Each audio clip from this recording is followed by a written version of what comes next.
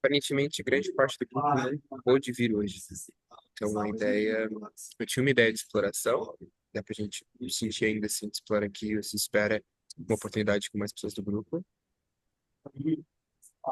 e era sobre entender um pouco mais quais são as visões, grandes guias da humanidade sobre educação. Então, é um estudo, uma pesquisa pessoal na qual eu estou agora, que eu adoraria trazer ela para uma pesquisa em grupo, porque a gente tem no decorrer da história humana muitas pessoas que guiaram a filosofia humana para um lugar de mais virtudes, de mais sabedoria. Tem pessoas como Buda, como Sé, Sócrates, como Jesus, como Gandhi, como muitas pessoas que passaram, que a gente pode aprender mais o caminho, a direção para pessoas que acrescentaram muito na área da forma de viver humana, da forma de seguir os princípios humanos, a se seguirem, da forma de encontrar uma paz interior, uma sabedoria, que agregaram muito nisso. E todos eles ou falavam explicitamente, ou pela forma como comunicavam, como paravam o espaço para quem estava com elas, mostravam o que, que eles acreditavam sobre educação. E acho que essa é uma pesquisa muito interessante para a gente entender essas pessoas que influenciaram tantos aspectos valiosos, o que, que eles também têm para agregar nessa área, né? Mas eu acho que uma pesquisa mais rica de fazer em grupo maior, porque a gente consegue ter um pouco da inteligência de diferentes pessoas, diferentes religiões, diferentes culturas, que tipo, tem cada um estudo mais profundo sobre algum guia da humanidade, o que nos permite ser mais abundante na quantidade de insights que a gente tem para aprofundar. Então, sendo esse um assunto que eu acho mais interessante a gente explorar no grupo de mais pessoas, a gente pode começar hoje, e também temos uma dinâmica, que a gente ficou no encontro retrasado, antirretrasado, de fazer, que também acho que é melhor fazer com todo mundo, que é a de completar emoções incompletas com as crianças.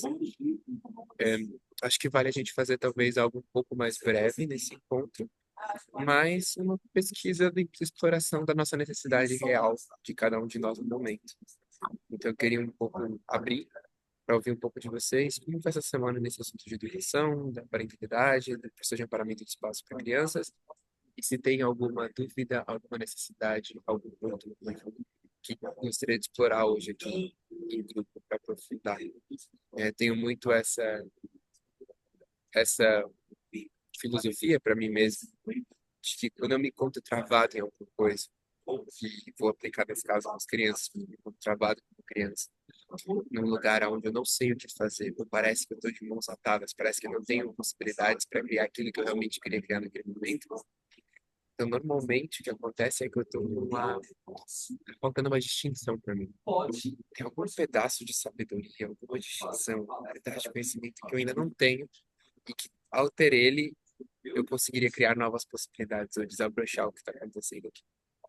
Então, esse nosso momento de falar um pouco dessas nossas necessidades mais vivas é um momento de procurar essas forças. A necessidade ela é como uma força da gravidade para a gente aprender algo. Então, aonde estão essas forças de gravidade para que a gente possa descobrir novas distinções e ferramentas de como atravessar isso? E isso é muito legal, porque isso conversa muito com o que a educação arcana traz para a forma como crianças aprendem, que é uma educação centrada em necessidade e não centrada em uma pré-lista organizada por um adulto do que ele acha que a criança precisa aprender. No processo de amparar espaço para a educação, o desenvolvimento de uma criança se torna quais são as necessidades reais dela hoje, quais são as forças de gravidade real para ela aprender novas coisas. É, e esse se torna o centro da base de decidir quais são as matérias, então, quais são os assuntos, quais são as pesquisas a serem feitas. A criança aprende muito mais. E ela aprende coisas que são muito mais úteis para a realidade atual, presente dela, né? Então, enfim, queria ver um pouquinho de cada um. Como está chegando e qual é a necessidade mais viva, mais presente nesse momento, nessa semana de pesquisa. Eu posso começar uma distinção que para mim foi muito importante, que a gente conversou no último encontro, foi em relação a o baixo drama iniciar quando a gente tem o pensamento de isso não poderia ter acontecido, né? E isso me ajudou muito em diversas situações dessa semana. E um ponto que eu ainda não consegui identificar muito é como ter uma observação um pouco mais sobre as sutilezas dos cinco corpos que a criança está trazendo, porque às vezes a necessidade declarada da criança não é a necessidade real do que ela está precisando, né? Então, ontem foi um exemplo disso, né? Eu e a Ju, foi aniversário da Ju ontem, a gente recebeu algumas pessoas em casa. E em alguns momentos, pelo fato de ter um ambiente de adultos, etc., vieram algumas demandas que eles trouxeram que não era aquela demanda, né? Então tinha demandas escondidas e nesse caso nem era sutil, né? Porque elas queriam a nossa atenção. Mas em outros casos que não é tão óbvio assim, como despertar uma leitura um pouco mais sensível em relação ao que pode estar por trás daquela demanda que a criança está declarando, entendeu? Posso até complementar aqui, Massa, porque eu ia trazer a mesma situação. E aí eu tenho a impressão que os meus filhos eles têm uma sensibilidade assim ao ambiente e à energia das pessoas. Então, a Paola, principalmente, que é a minha filha menor. Então, assim, quando um dos casais, eu convidei três casais para vir aqui ontem, né? Quando um dos casais saíram, pronto, ela se soltou e ela conseguiu curtir e brincar. Mas enquanto tinha esse casal na festa, é como se ela não tivesse compatível com a energia daquele casal, sabe? Então ficou complicado e depois que eles saíram foi assim que nem tirar com a mão, assim, sabe? Ela mudou o comportamento na mesma hora. Que legal, que interessante. Uma pergunta só. É, essa impressão que você tem sobre o casal, ela é uma impressão mesmo que você teve, ou ela é um viés que você tem já por ter algum conflito, alguma briga com esse casal? Zero, porque foi a primeira vez que esse casal veio na minha casa como um casal. Então, quem é a minha amiga é a mulher, né? E ela era casada com um amigo nosso também da faculdade. Ela se separou faz já uns Sim, sete anos. não precisa dar detalhes, Ah, porque tá. vai para o YouTube. Mas, É, é, o, verdade. o que eu quero dizer só era cheque por causa de. É muito valioso isso, que é. Às vezes a gente tem intuições sobre as coisas. E aí, intuições, elas. Só que é, é necessário um discernimento para entender quando é uma intuição ou quando é um viés. Quando é uma intuição ou quando é só uma história. E um jeito de matar esse cortar a possibilidade de ser um viés e você checar que é uma intuição, é você se perguntar ou receber de outra pessoa uma pergunta bem direta. Tá, isso, certeza que isso é uma intuição ou isso é um viés? E quando você recebe o confrontamento de algo assim bem claro, é interessante porque o que acontece dentro da minha experiência é que se é uma intuição, vem não, é uma intuição mesmo. E se é um viés, vem uma dúvida, assim, vem talvez seja um viés disso ou daquilo, entende? O que eu quis dizer? Então, eu estou só falando como uma ferramenta, porque o que eu fiz para você, eu te perguntei de checar, é, é uma coisa que a gente pode fazer com nós mesmos quando a gente tiver uma intuição, para a gente checar se é uma intuição mesmo ou se é um viés. Porque quando você se faz a pergunta estrita, direta, assim, com raiva, com clareza, então parece que o véu se desmancha e você consegue ter mais certeza de se é ou se não. Mas legal, fico feliz que você observou isso, é uma observação muito valiosa. E é muito sobre educação arcana, que é sobre você ser capaz de ouvir as plantinhas, escutar elas, o que elas precisam, o que elas não precisam, antes de dizer, né? Não, você deve, por que você está se comportando diferente com outra pessoa? Você deveria se comportar do mesmo jeito. Entende? É legal. Sobre o que você falou, Kleber, eu gostaria de voltar para você, para a gente descobrir e pesquisar isso. Então eu te faço a pergunta: como fazer?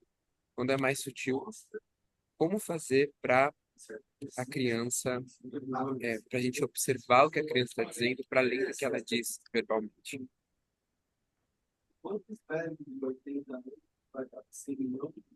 É uma coisa até que a Ju tem feito e eu ainda não tanto é de perguntar, né? Então, assim, às vezes quando eles estão com um comportamento diferente, né? Ela pergunta a quem pertence isso, né? E ela tem tido bons resultados indo por essa linha e eu ainda não comecei assim. Eu tenho uma tendência de ficar um pouco mais ansioso e aquela demanda que está vindo eu já responder imediatamente, né? É, talvez o que poderia servir para mim de... Ah, é áudio daí, achei que alguém estava falando. E aí, talvez, uma forma que eu poderia é de repente, respirar um pouco e ter uma observação um pouco mais atenciosa e não simplesmente sair agindo para já resolver aquela demanda que está sendo declarada. Isso é um caminho que eu pensei agora, que seria uma possibilidade diferente daquilo que eu tenho feito. A outra seria as próprias perguntas, né, para interagir e ter um papel talvez um pouco mais de investigar com a própria criança o que está acontecendo, da onde está vindo aquilo, e ouvir o que que ela vai dizer, o que que vai acontecer desse diálogo. O que eu escuto você Nessas, dizer, Kleber, a primeira coisa é sobre eu escutei você dizer que quando você recebe uma demanda, um pedido, uma comunicação da criança, você se apressa e acaba lidando como se a comunicação fosse a verdade, fosse o que ela realmente quer dizer. E aí você não tem a paciência de chegar na raiz. Voltando para a analogia da permacultura, eu sempre vou fazer isso muito, porque para mim educação arcana é muito um cultivo de crianças, é como um cultivo de plantas. É como se tá vindo ali, crescendo uma erva daninha ou uma coisa. Aí você está cortando a ponta, cortando a ponta, cortando a ponta, mas aí começa, continua vindo, porque não está tendo a paciência, o investimento de você ir até a raiz e tirar, né? E às vezes dá até a vontade, eu quero chegar no seu caso, mas eu percebo isso em muitas pessoas, que é o da pressa, né? Tem trabalho, tem coisa, tem demandas, tem descanso. E aí parece que o mais rápido é resolver cortando ali a ponta, cortando o que está sendo pedido no momento. Parece que não vai ter espaço se eu parar toda vez para ver o que que a demanda traz, ou a paciência. Mas se a gente olha para a permacultura por si mesmo, né? É mil vezes mais eficiente você tirar o tempo de tirar a raiz de alguma coisa ali do que de ficar para sempre com aquela coisa saindo sempre pela superfície, porque não teve o tempo de tirar a raiz e ter o cuidado, né? E para mim é muito isso, e isso é muito a base desse trabalho com crianças, que é esse olhar no qual você é cuidadoso, você espera, você vai profundamente, você ajuda a criança a construir a própria sabedoria, você escuta para entender o que está por trás. No começo ele parece ser mais difícil, mais demorado. Cada um vai tirar todo o tempo para fazer isso. Tanta coisa. Mas a médio prazo fica tão mais fácil porque a criança começa a crescer de verdade em maturidade. E aí você não tem mais esse problema. Enquanto se você fosse de forma apressada, você ia ter esse problema para sempre, o tempo todo. Sendo criança, sendo adolescente, sendo, né? Tipo, se eu falo para pais e mães sobre a coisa do banho, né? Sobre você fazer a experiência com a criança, ela não toma banho, e aí de colocar um microscópio no couro cabeludo dela para ela ver como é que é o couro cabeludo do casal. Fica um tempo sem tomar banho. Parece que vai tomar muito tempo, né? Meu Deus, vou ficar ali fazendo isso. Mas na hora que a criança ela recebe o feedback de verdade e ela escolhe mudar, você não vai ter mais esse problema depois. Ela vai estar no seu time. Se você vai da forma apressada, você pode continuar tendo esse problema para sempre. Minha mãe teve esse problema comigo para sempre, até que ela desistiu, né? No momento que ela desistiu. Não conseguiu resolver a questão do banho comigo. Então é muito interessante como parece que demanda, mas é um tempo. E a mesma coisa com a atenção. Isso eu tava. Vocês já viram o site que eu criei lá, a página da curadoria, do Educação Arcana, o site? Sim ou não? A Leti Eu, viu? eu não vi ainda. Ainda não. Eu mandei lá no nosso grupo. Eu montei um site chamado educaçãoarcana.com e tem uma página de curadoria, onde eu coloquei livros que eu recomendo, alguns livros que colaram ali no grupo, coloquei gravações, vídeos, e um dos últimos vídeos que tá lá é um vídeo de uma entrevista que eu fiz recentemente, há pouco tempo, um mês e meio, com o Clinton e a Chloe, que são os fundadores do Possibility Management, treinadores. E aí é uma entrevista sobre educação arcana. Tá Eu lá. vi o vídeo. Você viu? Amei. E aí tem uma hora que eles falam lá sobre isso da atenção. Que às vezes o pai fala, meu Deus, eu não vou ter tempo suficiente para dar atenção pro meu filho ou minha filha no que ele quer. Se eu der, vai me estudar infinitamente, parece. Mas às vezes não entende que a criança lá querendo atenção, e se ao invés de você ficar lutando contra isso, você parar, se abaixar, ali, altura de olho para olho, e der assim 100% da sua atenção completamente naquele momento com criança, assim, 100%, chega um momento onde a necessidade de atenção, o storage da criança, fica cheio. Ela fica carregada, satura a atenção do pai e da mãe. E aí ela chega um momento onde ela tá, ok, ela tá pronta, tá satisfeita, ela consegue voltar a fazer as coisas dela. É um jeito muito mais eficiente de você. É que nem comida, né? Atenção para a criança ela é uma necessidade básica, como alimentação, como outras coisas. Então, ela é que nem comida, você não tá com fome para sempre. Você tá com fome, você come e enche, até que você use aquilo e você precisa de novo. Então, com a criança tem que ser do mesmo jeito. Você dá a atenção necessária para ela e ela se enche. Então, parar quando a criança precisa de atenção e dar aquilo propriamente permite ela ser satisfeita com isso. Ter o suficiente e estar pronto para seguir, né?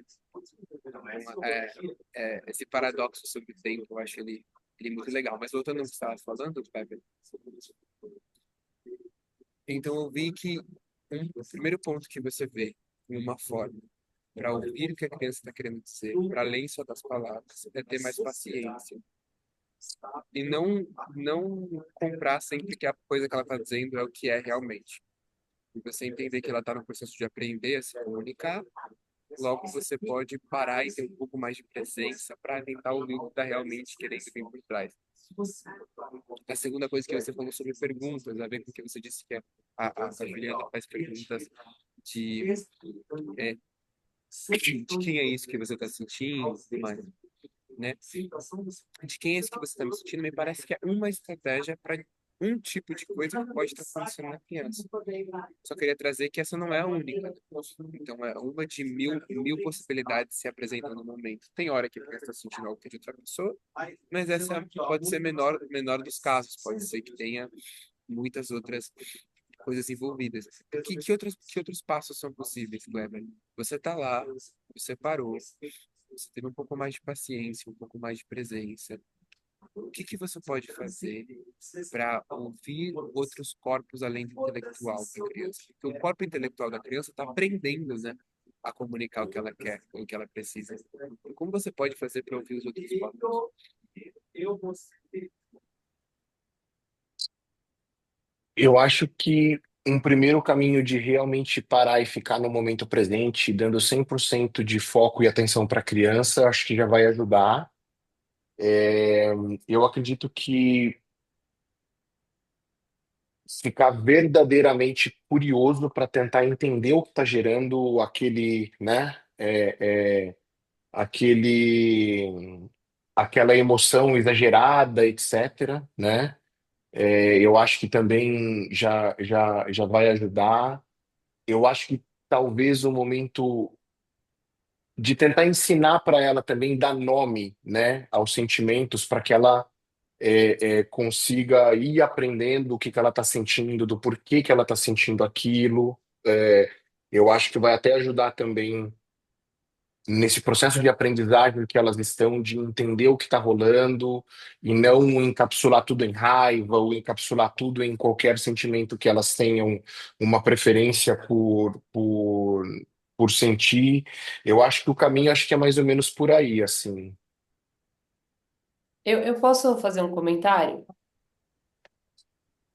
É, eu tenho mais uma possibilidade, que é uma que eu tenho percebido que tem funcionado assim. é que muitas vezes, eu não sei como é para vocês e qual é o entendimento que vocês têm disso, mas com os meus dois filhos eu sinto que quanto menores eles são, o Henrico agora não tanto, porque ele já está com 6 anos, mas quando ele tinha mais ou menos a mesma idade, eu tinha a impressão que a emoção que a criança demonstrava, os meus filhos demonstravam, era menos sobre eles e mais sobre o que eles estavam sentindo sobre o meu campo.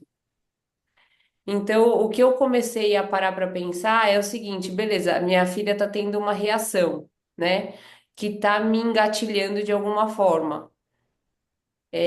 Onde eu tô? Então, eu comecei a fazer essa pergunta, né? E às vezes eu tô num processo interno, assim, meu, assim, meio emocionalmente descompensada por algum motivo, e de repente ela tá captando essa emoção minha. E demonstrando a emoção que eu tô guardando. Então é essa a impressão que eu tô sentindo. Então outro dia eu tava bem preocupada, um pouco chateada com algumas coisas que tinham acontecido e de repente ela começou a ter umas crises de choro, né? E aí eu tive uma conversa dessa com ela. Falei, Paola, mamãe não tá muito bem hoje. Eu tô um pouco chateada, tô um pouco nervosa. Isso não tem nada a ver com você, tá bom? Eu tô aqui pra você, a gente tá junta. Você não precisa resolver os meus problemas. Eu resolvo os meus problemas. Tá tudo certo, tá bom? Podemos fazer nossos rituais aqui, vamos brincar de alguma coisa, o que você sugerir, a mamãe tá aqui pra você. Mas hoje a mamãe não tá muito legal e tá tudo bem, mas amanhã vai passar. Eu vou estar melhor amanhã, tá bom? E de repente, 5 minutos depois, ela tava excelente. Eu falei, caceta, velho. Eu acho que tem a ver isso que eu pensei, entendeu? Então, eu tô compartilhando uma outra possibilidade que eu testei essa semana e funcionou. Interessante. Eu queria ouvir um pouco mais.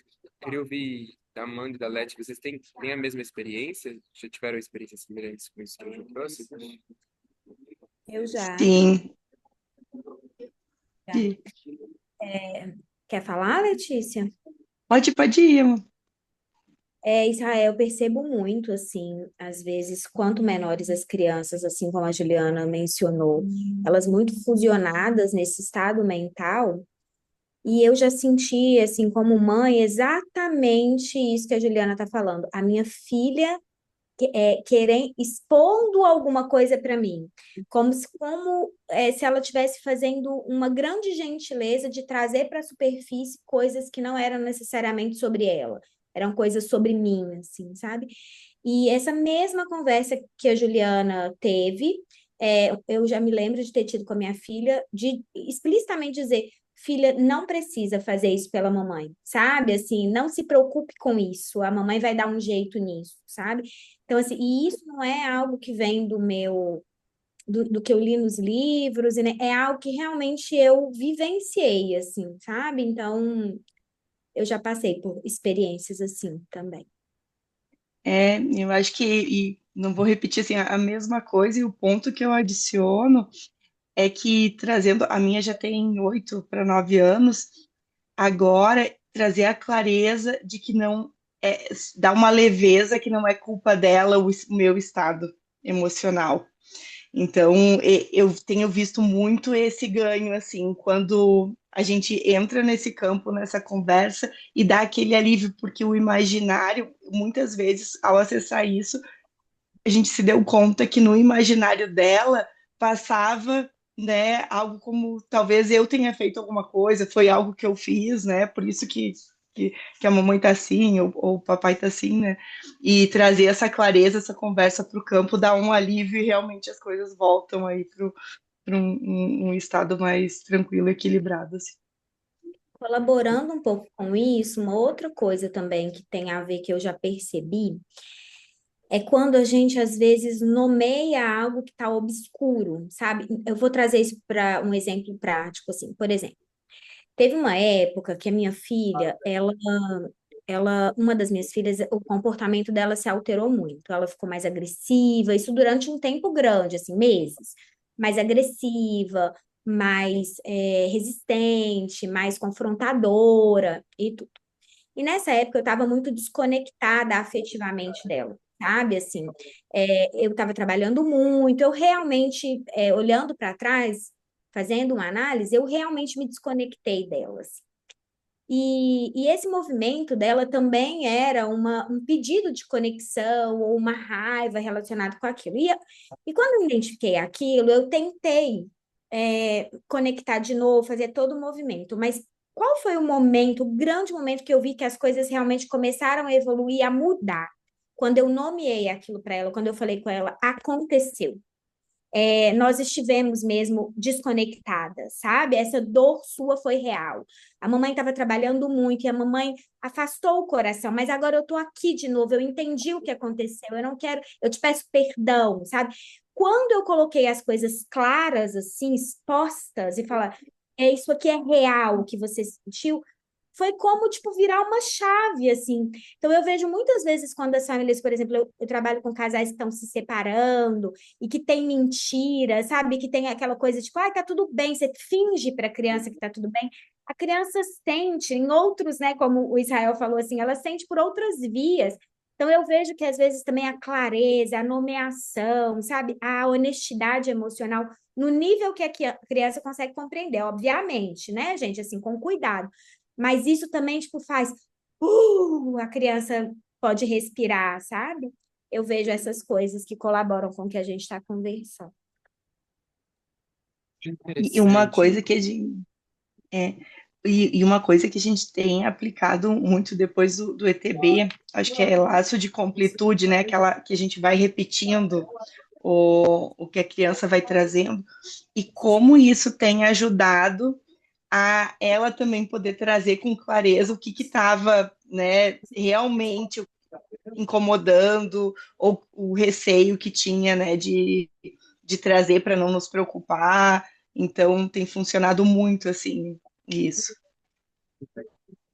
Que interessante. Então, só reforçando para ver se eu entendi, o que você falou, Amanda, que quando você fala com a criança, você expressa para ela, você dá palavras ao que ela já está sentindo ali, ela está percebendo alguma coisa, mas se você é honesto radicalmente com ela e diz o que está rolando e aceita, admite, pede perdão, então tem uma completude de algo que estava em aberto, algo que estava não dito ali. Mas, Foi isso que eu disse. E com cuidado de, uhum, claro, adequar isso à capacidade da criança, né, de compreensão e também de maturidade, assim. uhum. Que legal. Quando você fala isso, acho muito interessante que eu consigo ver muito isso na minha relação com minha mãe também. Muitas vezes onde ela abriu isso para mim foi muito importante para mim. Mas tem duas coisas. Tem uma coisa que eu queria voltar para o Kleber, mas eu vou voltar um pouco.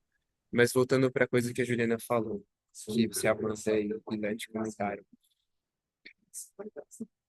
Eu tenho uma dúvida. Quando vocês falam sobre isso, da criança trazer à tona o que ela, algo que está dentro da mãe, algo que não está falando dentro da mãe. Eu já vi muitas vezes mães falando isso, dessa perspectiva, dessa ideia, e eu sempre senti alguma coisa fazia sentido e alguma coisa estava meio fora para mim. Algo não conseguia, tinha algo meio desintonizado, fora de tom quando eu via isso. E agora eu tenho uma impressão e eu queria checar com vocês. O que acontece é que a criança está realmente pegando algo do campo da mãe e trazendo como um serviço, olha aqui, é uma aprendizagem para a mãe do que ela está trazendo, ou a criança simplesmente está com medo, porque tem algo rolando na pessoa que está cuidando dela. A criança não sabe o que é. Isso é muito crítico para uma criança, né? Ela não saber o que está rolando, quem é cuidadora dela, quem cuida. E aí esse medo ele se reflete de forma inconscientemente em uma agitação, em uma checagem, enfim, a criança entra em um estado meio que de sobrevivência e coisas começam a acontecer. Queria checar qual é a impressão de vocês dessas duas possibilidades que eu trouxe. Eu acho que tem bastante da segunda opção, assim, né? É medo, porque você tá você sente, a criança sente algo, os meus filhos, eles são muito, muito sensíveis, assim, à energia. Aí eles veem uma distorância no campo, assim, sabe? Eles percebem uma energia diferente. E eu acho que sim, com certeza, né? Vai para esse lugar do medo. Putz, e agora? Tô em apuros, né? E para esse lado de preciso reagir de alguma maneira para tentar me proteger. Eu acho que tem muito disso. É, é o que eu, sim, é o que eu penso também. Tem até uma frase que eu gosto muito que fala assim: as crianças são excelentes observadoras e péssimas intérpretes.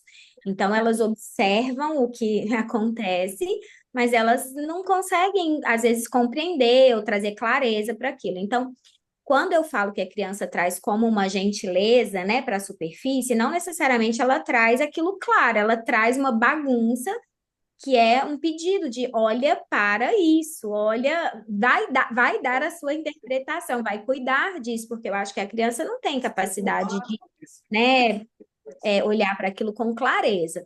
Então, é assim, Israel, uma coisa está interligada com a outra, sabe? Eu acho que a confusão da criança, ou o medo da criança, quando a gente olha para ele e a gente tem responsabilidade, a gente pode usar aquilo como uma pista visível para algo que ainda está invisível, ou algo que não está claro, né? Mas a criança, ela não traduz tudo. Ela mostra ali, às vezes, o medo, ela mostra uma mudança muito brusca de comportamento, ela mostra um choro desorganizado que a gente não consegue, às vezes, compreender o que está acontecendo. E aí, eu acho que o movimento é o que que esse estado da minha criança revela sobre algo que está desorganizado em mim, sobre algo que eu não estou olhando com atenção. Talvez assim, sabe? Eu não sei se eu estou conseguindo ser clara, mas. é, não necessariamente a criança está trazendo para a superfície o que é. A criança está trazendo para a superfície esse medo dela, esse descontentamento dela, essa confusão dela, esse estado de incômodo diante do que está acontecendo. E a partir daquilo, às vezes, você não vai encontrar a resposta na criança. Ah, o que que foi que está acontecendo com essa criança? O que que está acontecendo comigo que está fazendo com que essa criança exponha dessa forma? É. Talvez.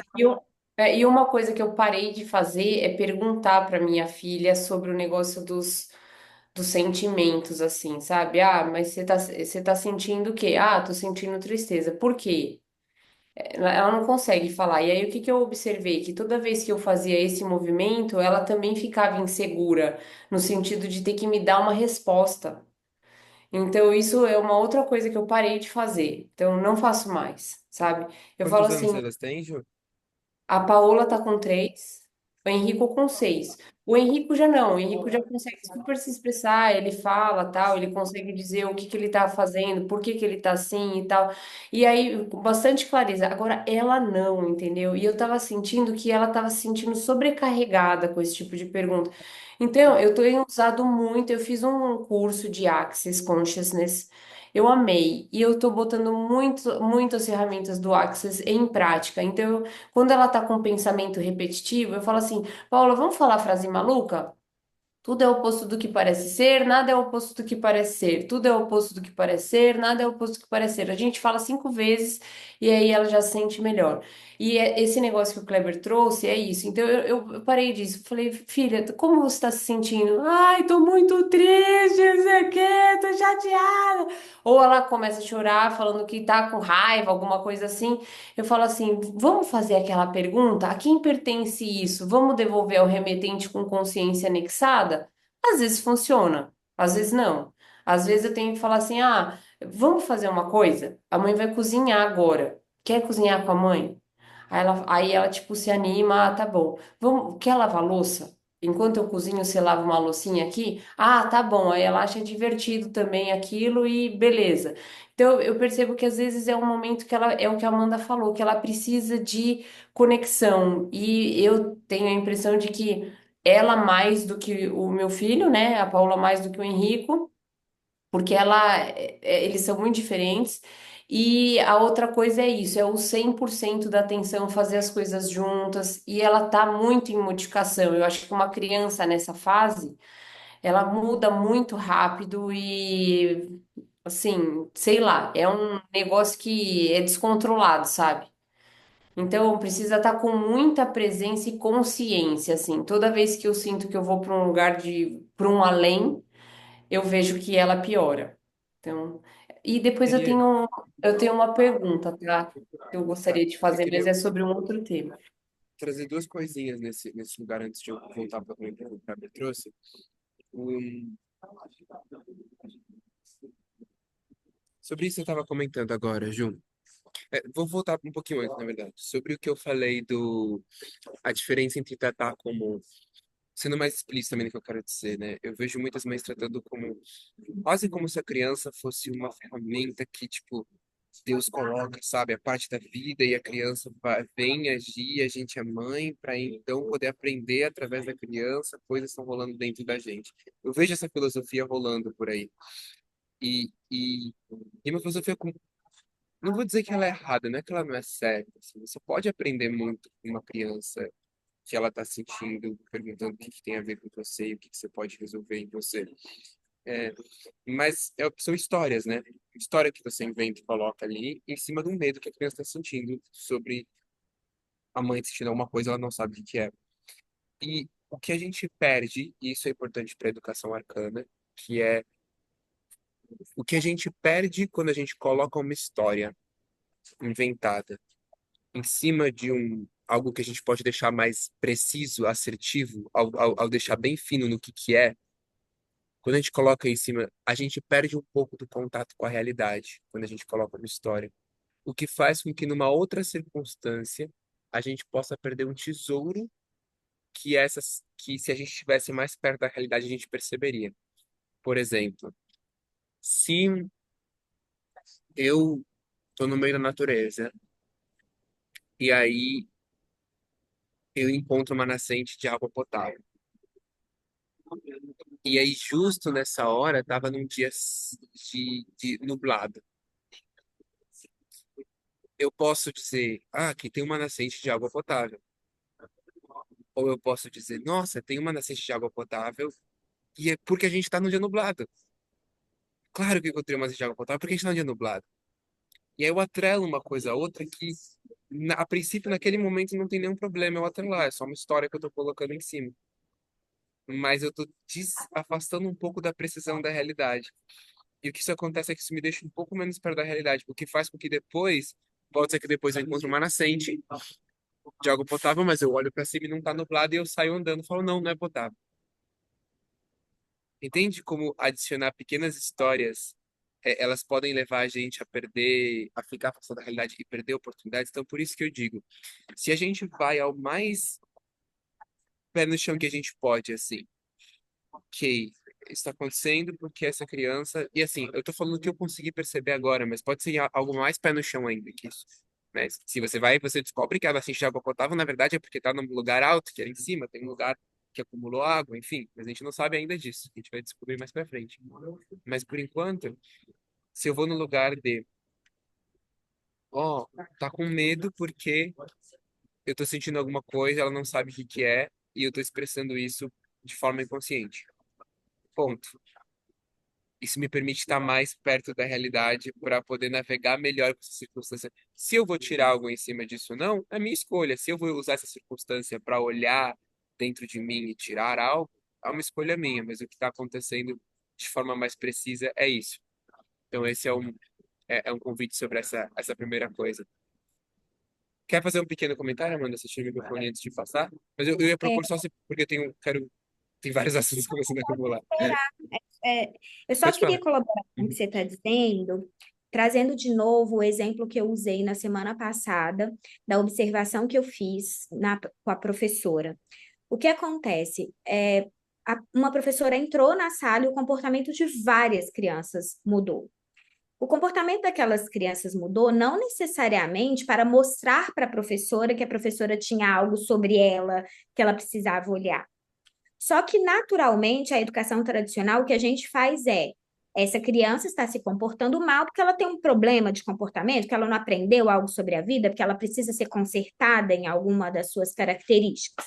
E naquela situação ficou claro que o que aquelas crianças estavam mostrando com o comportamento delas não era sobre elas, era sobre a captação delas do estado emocional daquele adulto que entrou e desregulou várias delas, porque elas foram sensíveis. Então, eu acho que é essa lógica, sabe, Israel? O intuito da criança não é necessariamente te fazer uma gentileza, mas elas fazem isso se você tiver uma boa observação, entende? Porque aí é para onde você vai, como você vai interpretar? Você vai interpretar que aquilo é um problema das crianças e as crianças precisam melhorar e resolver, ou aquela situação ela está mais atrelada ao campo do adulto e o adulto também tem uma parcela e ele também pode resolver, sabe? Então, essa situação dessa sala de aula, ela é profunda para a gente analisar isso que a gente está dizendo aqui agora, porque não era sobre as crianças, era sobre o adulto, mas como Me vem, ajudou a interpretar o que o adulto precisa ver no comportamento dele. me vem uma coisa, uma clareza assim de que a criança ela faz parte do campo e ela demonstra de uma forma mais clara qualquer turbulência que existe nesse campo, só que a responsabilidade por mudança no campo, ela é do adulto. Assim, pelo menos na maioria das vezes, das situações que eu vivi até agora, a responsabilidade pela mudança está no desse campo, só que ela faz parte desse campo e ela traz com mais clareza, ou a gente enxerga através dela, né? Isso, mas o que traz, mas a conexão, como vejo, tipo, os lacinhos de conexão entre as pessoas, a mãe e o filho, o professor e as crianças, fica claro que tem essa turbulência acontecendo, né? Só que me vem a coisa da responsabilidade por botar esse campo em equilíbrio novamente, as relações, né? Tudo estaria no campo do. Daí o que me vem é que está mais no campo do adulto, né? Talvez Agora, eles Minha, estejam menos minha, anestesiados, né, do que a gente. mas também não minha é só proposta isso, né, gente? Assim, tem também coisas que são da criança, porque ela é um ser, né? Eu acho que são várias coisas para observar, assim. minha proposta com isso, voltando para aquela ideia do nascente de água, por causa do nascente de água sem adicionar uma nuvem, ou nublado, seria nessa circunstância. E é muito importante a gente pensar, porque permacultura ela é assim, permacultura não é absoluta. Ela é perante cada circunstância. Se eu estou em um trópico diferente, estou num estado diferente, estou numa cidade diferente, é verão, é inverno ou é primavera, mil e uma coisas influenciam para que cada momento o que a planta precisa ou o que está causando tal coisa na planta seja diferente, né? Então, é muito, eu acho muito valioso isso de sempre tratar cada circunstância como única. Olhando para essa circunstância que a Amanda trouxe, aplicando aquilo que eu tinha falado, uma proposta seria, naquele momento, naquela sala de aula, estavam as crianças ali, tranquilas de uma certa forma, tinha um campo energético ali em volta, não estressado, tranquilas, que elas estavam reagindo, estavam livres, reagindo da forma delas naturalmente ali. Chega um indivíduo com um campo diferente, um campo com uma agitação, ou um campo com meditação, ou com algo suprimido, ou que talvez ele se impõe de um jeito que engatilha certas coisas nas crianças, e aí essas crianças reagem àquilo. Ponto. Sem adicionar mais nada. Agora a gente quer trabalhar em cima disso. Aí, se eu entendo. Olha o que é importante do ponto. Por que que o ponto é muito valioso? Porque se eu boto ponto, eu entendo que depois dali, depois disso, que é o fato, eu tenho 20 formas diferentes de trabalhar. Se eu não boto ponto, eu posso acabar achando que só tem um jeito de trabalhar. Então, se eu não boto Muito. ponto e eu construo na minha cabeça de que quando isso acontece, então o jeito de resolver é esse, por exemplo, é muito sutil, porque realmente é um jeito de resolver. Você trabalha com o adulto e resolveu. Funciona. Mas se eu não boto ponto, eu posso pensar que esse é o único jeito e nesse momento funciona, mas numa outra vez, é o que eu Sim. falei, pode me deixar fora da realidade. Se eu boto ponto, eu entendo, ok, nesse momento, o que que eu vou fazer nesse momento? Eu vou trabalhar com o professor, porque é o que funciona aqui, maravilhoso. Num próximo momento, se eu tenho ponto ali, eu posso chegar e falar, o que eu posso tentar dessa vez? Dessa vez eu posso talvez contrapor com a minha energia no espaço e ver o que acontece.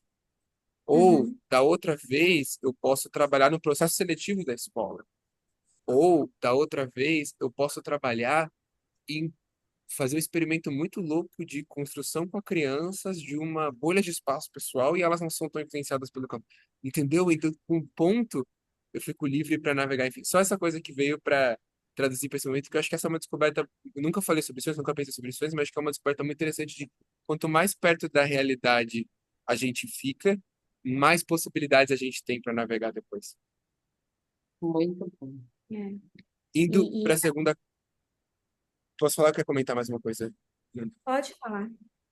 Indo para a segunda camada do que você trouxe, Ju, você falou sobre as ferramentas que você está aplicando, da barra de Axis, de outra coisa. Eu só reforço muito o convite que eu já fiz outra vez, que é de, antes de aplicar algo, e acho que foi, não sei se foi para você ou foi para outra pessoa, acho que foi para você que eu falei mesmo, Para mim, mas foi, foi. é, antes de aplicar algo, ouvir antes o que a criança precisa e complementar, porque quando eu estava te ouvindo, me deu um pouco a impressão que ainda era um pouco desse lugar de tem uma coisa que tá acontecendo que não era pra estar acontecendo com a criança, tipo, a criança tá agindo de um jeito que, meu Deus, tem um jeito aqui, e eu vou tentar pegar alguma coisa que eu conheço, uma ferramenta que eu conheço, para resolver. E resolver que a criança volte a estar bem ou a obedecer, ou a fazer, agir como eu acho que é o natural dela, o normal dela. E aí, isso é um jeito que ainda, ele não é uma permacultura de criança. Ele é você tentando resolver a criança, tentando pegar alguma ferramenta de algum lugar para resolver a criança. E o convite que eu trago aqui, e que a Educação Arcana faz, é se antes de ouvir, e se antes de resolver, antes de pegar qualquer ferramenta, você para escutar o que está rolando de verdade. Então, sem usar uma frase para acalmar ou para tranquilizar, sem usar uma ideia, uma ferramenta, o que for, se você para escutar o que é que está rolando agora, que essa criança realmente está precisando, o que ela está realmente querendo dizer, o que está realmente por trás. E eu acho que você também faz isso às vezes. Eu só entendi que às vezes você faz isso e às vezes você faz isso de colocar a ferramenta. O meu convite para você é de, e se você fizesse mais vezes, ou só fizesse, a parte de ouvir a criança e, e criar para ela o que ela precisa no momento, mais do que utilizar alguma coisa externa para que funcione. É claro que às vezes você pode descobrir que o que ela precisa é exatamente o que você tem uma ferramenta para. Aí, maravilhoso. Mas você não usou a ferramenta para tentar fazer ela ficar de boa. Você ouviu ela e percebeu que o que ela está precisando é uma coisa que justo você tem uma ferramenta para. Maravilhoso. Mas é diferente do que tentar ferramentas para ela ficar de boa, entende? Entendo completamente. Muito bom. Sim. E esse ouvir a criança, o que eu estou entendendo, Israel, é não necessariamente ouvir as palavras da criança. Uhum, Não, É. não palavras. Quase sim. nunca palavras. É difícil quando vai Uhum, ser assim, só quando ela vai ficando adolescente mesmo e desenvolvendo, mas quase sempre o ouvir, ele é muito, voltando de novo, é como a permacultura. Você não ouve uma planta, ela não fala, né? Você observa, você vê a folhagem, você observa não só a criança, o ambiente, né? Então é isso. Ouvir, quando eu digo ouvir a criança, é ouvir tudo, o ambiente, o contexto, aonde ela está, o que está acontecendo, da onde ela vem, para onde ela vai, como ela está internamente, como os corpos dela estão reagindo, sabe? É um ouvir assim de camadas mais profundas do que está acontecendo, para assim descobrir e realmente chegar assim, eu não sei a resposta e uhum. olhar querendo descobrir, ouvir e perceber o que é essa curiosidade. E aí eu, É, e aí eu voltando para o Kleber, que conversa um pouco com isso que tinha falado, muito da sua fala, Kleber, me deu a impressão que você ainda está tratando os sentimentos como se fossem algo ruim, ou algo que precisa ser consertado, ou algo que precisa ser feito. Então, algumas palavras que você usou, como por que que está exageradamente emocional, acho que você usou, alguma coisa assim. O que está exageradamente emocional, e para que ela possa aprender sobre os sentimentos dela, e que ela possa. Então, essas palavras que você usou me dão uma informação de que você já entende que os sentimentos são bons, mas que uma parte sua ainda nem tanto, assim. É tipo, é bom, mas se não for exagerado, entendeu? Não, raiva é bom, se a pessoa tiver aqui quietinha, certinha, e falar muito elegantemente. Se ela gritar, não é mais bom. Eu tenho- A Juliana tá achando o bico.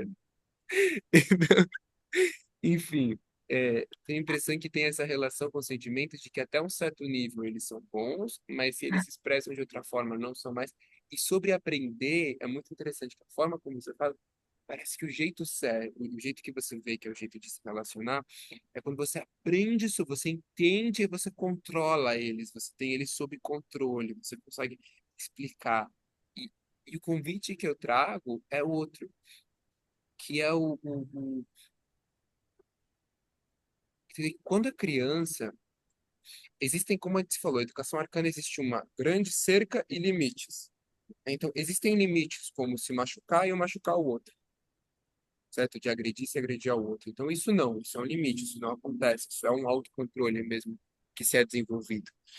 Mas fora isso, a criança está gritando, ou a criança está chorando, isso é natural. Se ela está gritando, ela está com muita raiva. Ela não está gritando porque ela está com pouca raiva, porque não tem motivo para gritar. Ela está com muita raiva se ela está gritando. Ou se ela está chorando, ela está com muita tristeza. Ou se ela está gritando e paralisando de medo, ela está com muito medo. E é isso, ponto. Ela está com muita raiva, com muito medo, com muita tristeza. Isso não é ruim ou errado. Vamos descobrir o que que é isso que está com tanto medo. O que que é isso que está com tanta tristeza. O que que é isso que é tão importante para ela. E aí, ouvir nessa hora o que está aparecendo. Se você parte do ponto de que é um exagero, você já parte do ponto como se não é tão importante assim para ela. Isso já não coloca vocês no mesmo time. E aí, e aí ela não vai estar errada quando ela falar que meu pai não me entende.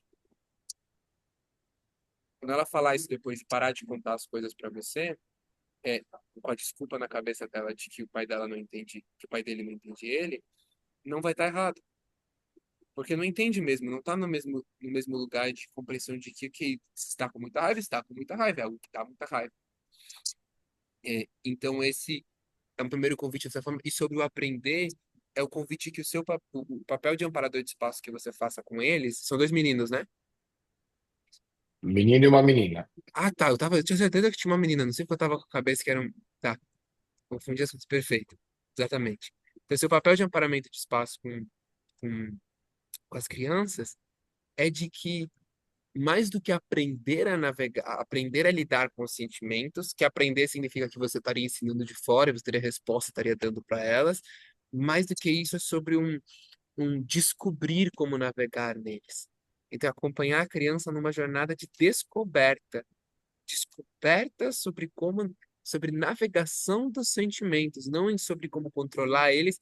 Então, a ideia é que não é que ela baixe o nível de raiva dela, ou ele baixe o nível de raiva dele, ou abaixe o nível, mas que navegue eles com mais sabedoria.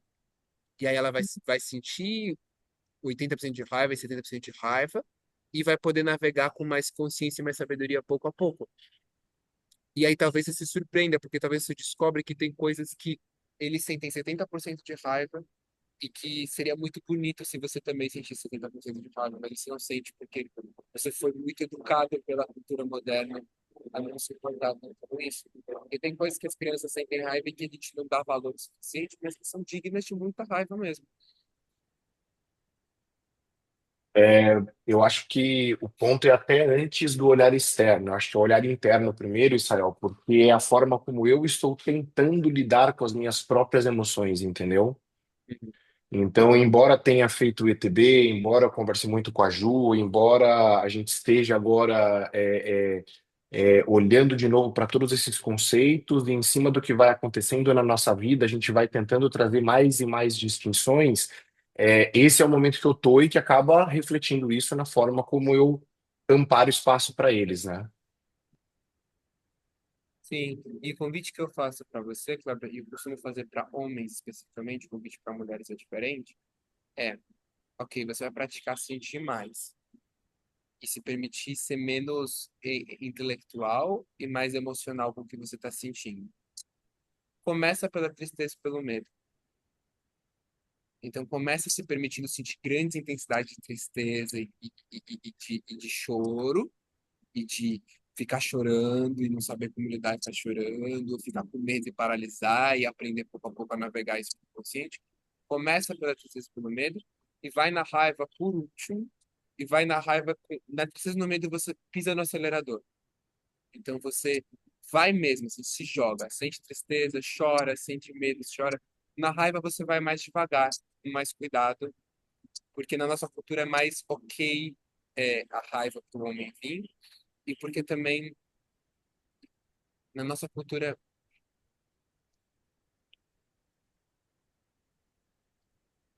é mais como uma dica, uma proposta que eu faço relacional, porque é muito mais comum na nossa cultura mulheres terem traumas ou dores com homens expressando raiva inconsciente. Então, como um cuidado, um ato de cuidado e de afeto para as mulheres à sua volta, você ir com o pé menos no acelerador e mais tranquilo, mas ainda ir com a raiva, vai ser um ato de carinho, de cuidado com os processos emocionais que elas ainda precisam fazer sobre raiva consciente. Mas na tristeza, você vai com o pé no acelerador, você vai no medo também no acelerador, porque tem uma linha, tá? Isso é bem importante para os sentimentos. Existe com todos eles uma linha de equilíbrio no qual você está conseguindo expressar aquilo que você dá conta de expressar conscientemente e aí você não está reprimindo eles. E essa linha não tem um livro que nos diz aonde ela está. Ela é uma linha invisível que você descobre quando você passa dela. É que nem a linha da humildade e da arrogância. Tem um nível que uma certa humildade ela te impede de fazer coisas, uma humildade falsa, e tem nível onde uma arrogância demais ela te faz fazer coisas, mas te afasta das pessoas. Como você descobre onde essa linha tá? Como você descobre o ponto certo de ser arrogante e de ser humilde? Quando você recebe um feedback. Então, se você é muito humilde, você atravessa a linha, as pessoas te avisam que você está sendo muito arrogante, aí você desce um pouco. As pessoas te avisam que você está sendo humilde demais, a vida te avisa, você sobe um pouco, avisa que está sendo arrogante, e assim você, com um X no mapa, vai entendendo aonde que a linha tá. Entende o que eu tô falando? E aí você vai cada vez ficando mais perto dela. Com os sentimentos também. Você vai tentar usar seus sentimentos e o nível da tristeza, do medo, da raiva consciente é isso.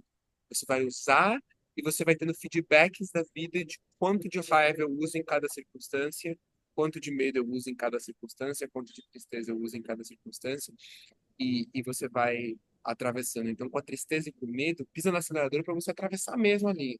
Atravessa a linha. Chora pra caramba, não consegue trabalhar porque tá chorando, sabe?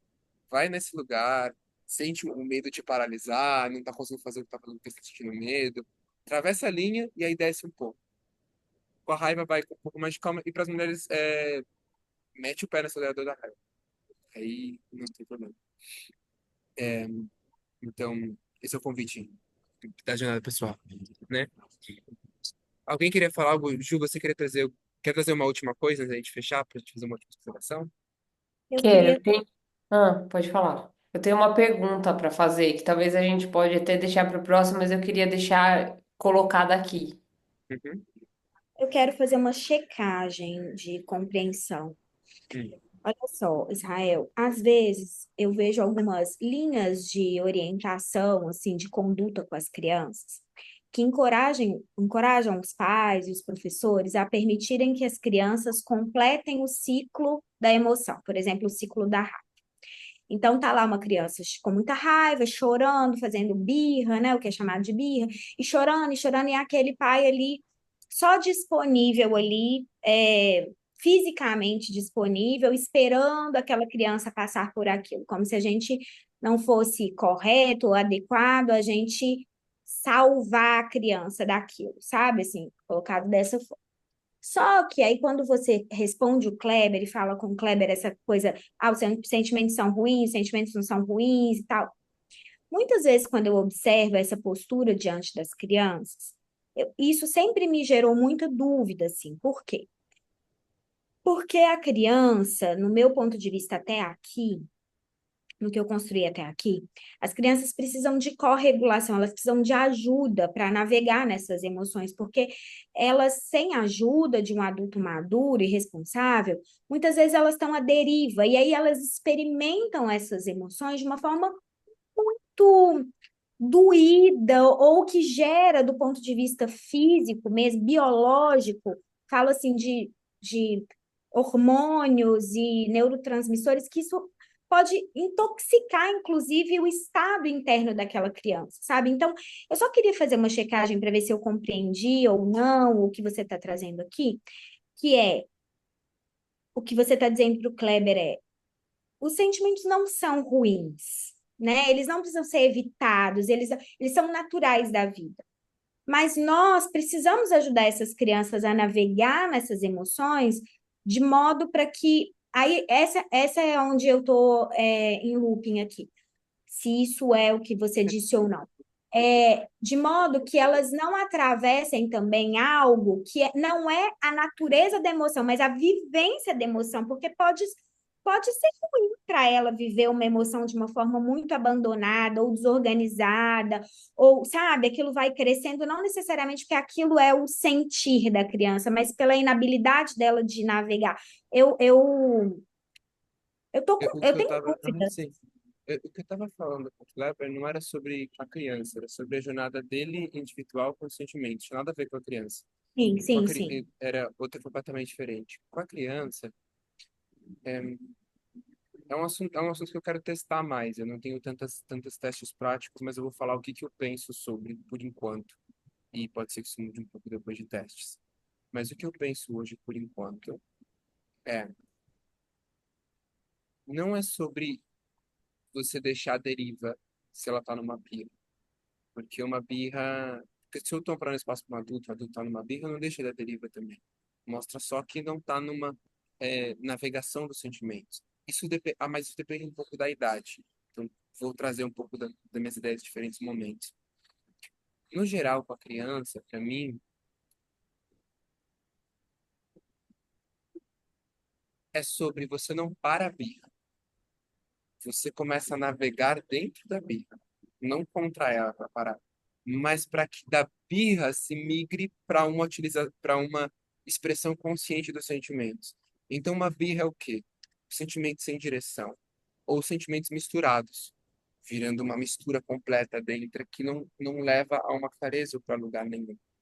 Desse lugar, você pode fazer uma navegação onde vai para, ok, tristeza, o que que é tristeza? E você então isso depende de idades. A partir de uma idade, você consegue navegar usando palavras. A partir de outra, você navega com os seus corpos. Então, quando a criança é muito pequena, se você entra num clima de tristeza, numa energia de tristeza, você invoca mais a tristeza naquele momento a vir na criança. Se você traz uma energia mais de tristeza, tipo, o que aconteceu? Me conta, o que tá rolando? Tristeza, não. O que aconteceu? Me conta o que tá rolando. O que aconteceu? Me conta o que tá rolando. Você vai ver, isso convida na criança a parte da tristeza dela a falar, a sentir. E aí ela pode começar a sentir, chorar. E você, sim, pode chorar, chora mais. E aí você migra de uma coisa bugada dentro, mistura de raiva e tristeza, para pura tristeza. Aí, aí ela pode ir tristeza alta, chorar, uá, uá, mais acolhida. E acolhida não quer dizer tocando, pode ser só ali do lado, firme, junto. A criança chorando, chorando, chorando, tristeza. Vai essa onda passando e você vai permitindo ouvir tristeza, o que tá rolando a tristeza, o porquê tristeza, o que aconteceu, o que tá acontecendo, o que foi. Mas não um lugar, porque tem que tomar cuidado. Esse o que foi pode ser inquisitivo, ele pode ser o que foi, por que você tá sentindo assim? Você não deveria sentir assim. Não, tem que ser de um lugar do que foi. Tipo, realmente ouvindo. E isso vai permitindo ser expressado quando a criança já consegue falar. E aí você vai ajudando ela, com esse seu amparamento, a navegar de uma birra para uma expressão grande de tristeza consciente para ser usada. A mesma coisa para raiva. A criança está com uma raiva, ou começa a vir uma onda de raiva depois da onda de tristeza, você usa um pouco mais de raiva para convidar. Tô vendo que você está com bastante raiva. O que que tá acontecendo? Tá com raiva por quê? E aí isso vai permitindo que a criança traga um pouco mais. E a criança começa a falar, e você, isso, vai. E a criança está querendo gritar, e você fala, grita, pode gritar. Segura, coloca na boca, pode gritar. E aí ela grita, ela começa a se expressar, começa a vir. E isso vai ajudando ela a processar e ganhar clareza. E também ajudando ela a sentir os sentimentos em alta intensidade e perceber que está tudo bem. Porque o que que faz mal pro corpo, Amanda, a partir, até um dia eu tenho de pesquisa, é quando elas vêm numa expressão inconsciente. Ou você colapsa os sentimentos juntos, ou você segura eles. E aí eles começam a fazer mal para você. Quando eles fluem livremente, a raiva flui livremente no grito, a tristeza flui livremente no choro, amparado, então não está fazendo mal, está simplesmente processando aquilo que está acontecendo. Quando é mais pequeno, normalmente a criança, ela, essas birras da infância, né, minha perspectiva, essas birras da infância com as colapsagens de sentimentos e falta de clareza inconsciente, ela vem porque já a criança já passou por alguns traumas. Ela já passou por algumas dores que fizeram com que ela lidasse com os sentimentos dela colapsando ou as coisas assim. Por isso ela vem. No caso mais pequenos de bebês, é, numa em boa parte deles, eles não vão ter essa birra desse jeito. A tristeza deles vai ter um propósito muito claro: fome, sono, atenção, cuidado, colo, e não vem misturado, vem puro. Raiva também. Não, não quer ser pegada, não quer ser tocada, não quer muito puro. Então, normalmente, ali tem, você consegue navegar sem precisar de palavras, porque a criança ela está expressando muita pureza e clareza o que ela quer, o que ela precisa, e você consegue respeitar e entender desde pequeno que isso é ok, que é super ok uma criança berrar de raiva se alguém pega ela sem ela querer. É super ok. A gente é educado a não, que isso não é ok, que isso não é super ok. É o corpo da criança, ela tem a escolha, o direito do bebê se vai ser pego ou não por outra pessoa. Então, e é super, faz super sentido, ok, que a criança esteja chorando um montão quando é deixada numa escolinha longe da mãe, porque é a mãe dela, é o cuidado, é a atenção, é a guardiã, e a criança está muito triste por causa disso. Muito triste mesmo. Então, esse nosso processo de estar mais ok com esses sentimentos puros das crianças durante esse fase do bebê. Agora, pode ter bebês que já passaram por coisas muito desafiadoras desde bebês. E aí eles vão ter ali as expressões dessa birra, dessa mistura de coisas desde pequenininho. E aí eu não tenho, preciso de mais experiência para falar sobre isso, não tenho algo explícito. A princípio, pode ser que tenha que esperar até o momento onde você consegue navegar isso um pouco maior com palavras, mas deve ter coisas que podem ser feitas que você precisa pôr uma cultura na hora para fazer. Ouvir a criança e encontrar possibilidades. Ficou claro, Amanda, que Sim, ficou claro. E eu ainda acho que é um assunto bem interessante para a gente aprofundar a partir de observações, assim. sim. Obrigada. Eu vou. Gratidão. Eu vou propor você trazer sua pergunta, Ju, mas é anotar ela para a gente seguir explorando no próximo encontro. Tá bom? Tá bom, O tá que, bom. que é? Então, rapidinho, a minha pergunta tem muito a ver com o que a Amanda falou. E aí, só um comentário, né? Eu tô experienciando muito isso, né? Navegar nas emoções. Enquanto a gente não sabe sentir e a gente não acha que tá ok sentir, a gente tem medo de sentir, é difícil de deixar as crianças sentirem. E eu fiz uma pequena cirurgia e isso me levou para um outro estado. E essa semana eu tive duas crises assim que eu chorei muito, muito. E chorei que eu não sabia muito bem dizer por quê, né? Então, se a pessoa fala assim, ah, mas por que que você tá chorando? Não sei por quê. Entendeu? É como se fosse um luto, um trem que eu não consigo explicar. E aí isso aconteceu duas vezes, né? E aí me fez pensar, putz, qual que é o problema, né? Dos meus filhos também sentir isso, não ter uma explicação, conseguir racionalizar o sentimento. E poder sentir por um tempo e chorar por um tempo e de repente logo passa e beleza, vida que segue. Né? Foi assim que aconteceu comigo ontem, duas vezes. Eu chorei o quanto eu quis, o negócio passou e vida que segue. Então, por que que com eles não podem ser assim? E aí a minha pergunta é muito nesse sentido, de tipo assim, a gente fica. A gente não, eu fico com esse conflito super. O que que é, né? E até quando a gente pode ou deve educar comportamento e o quanto que isso a gente está matando uma essência ou bloqueando a criança de se expressar, de seguir.